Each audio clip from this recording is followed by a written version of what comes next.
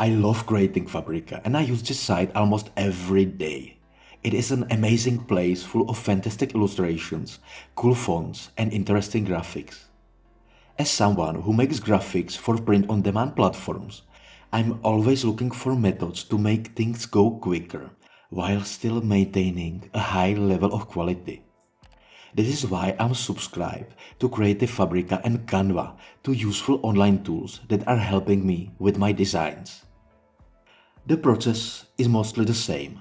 I found an interesting illustration on Creative Fabrica, download it with the POD license and then use Canva to create an artwork with it.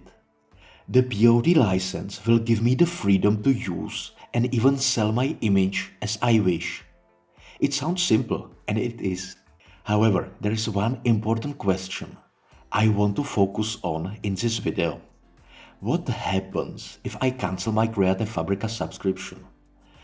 Will there be any issues with the designs that I already uploaded on Redbubble and Spreadshirt? In this video, I will try to explain how the Creative Fabrica subscription and licenses work and what should you do to stay safe with your designs. Let's take two different subjects. One is an artist and one is a business entity. This is because in the face of law, they have slightly different positions. In this case study, both subjects are downloading the same image from Creative Fabrica, but are getting the image with the full POD license. In the next move, they both upload the same image on Redbubble. This is a pretty common situation.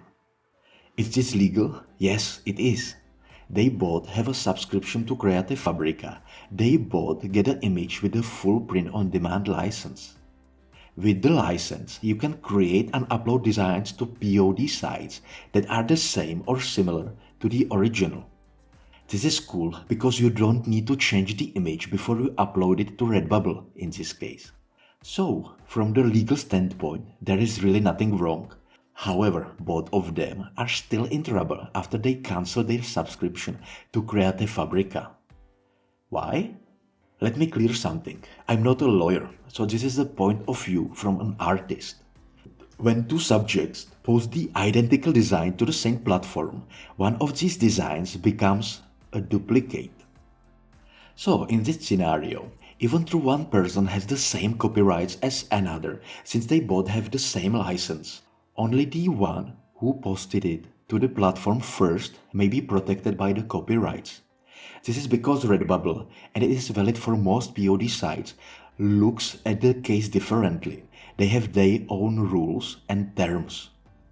So if the person who submitted the design first contacts Redbubble and files a copyright strike against another designer, Redbubble would mostly likely remove the other design from their platform. Even if both persons have the same full POD license from Creative Fabrica. This may appear to be harsh, yet it is one of the main reasons why most artists get into the difficulties on POD platforms. To be clear, it is not a Creative Fabrica issue here. It is an issue with Redbubble or other POD sites. They have their own terms and you need to follow their rules. So let's go back to the scenario when both subjects cancel their subscription to Creative Fabrica. What will now happen to their designs? Here the answer is really simple.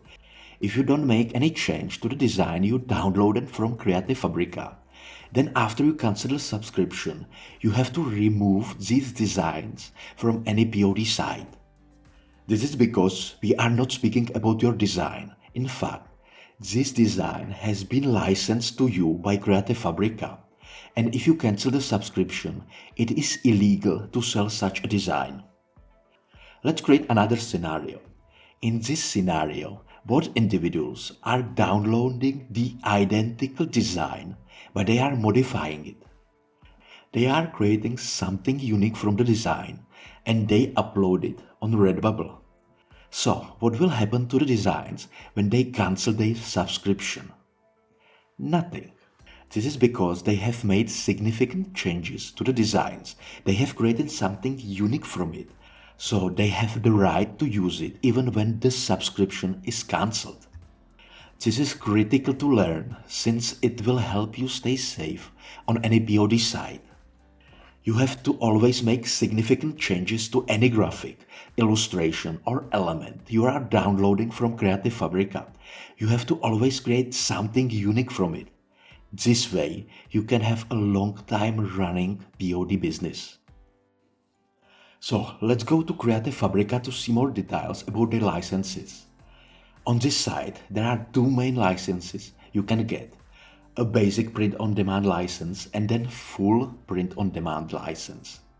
In this part of the video, I will talk about the situation where you have a subscription because if you buy something from Creative Fabrica with a full POD license, it is yours forever. If you are subscribed to Creative Fabrica, then there are two POD licenses.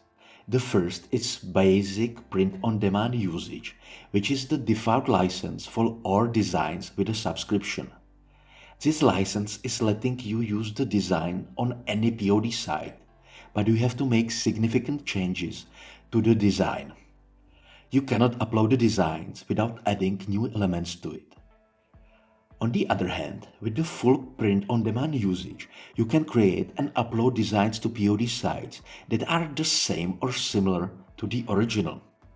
With this license, you get the full rights to upload the design as it is on any POD sites you want. However, if you get a copyright strike, it will not be from Creative Fabrica. It will be from the POD site because somebody else has uploaded the same design on the platform. This is the reason why I'm always recommending changing the design you downloaded from Creative Fabrica and creating something unique from it. Just add something to it, add text, change colors or add a background. This way you will be safe against copyright strikes. I hope this video was a little help, and if you have any questions, feel free to use the comment section and I will try to reply.